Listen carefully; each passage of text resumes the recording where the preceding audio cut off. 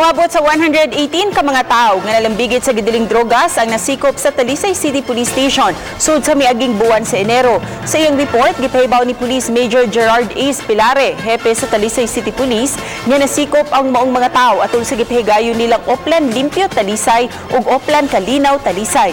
Bukantidad usab sa 8.8 milyones pesos ang kantidad sa gidiling drogas nga nasakmit atol sa kutay sa mga Oplan Limpyo Talisay ug Oplan Kalinaw Talisay.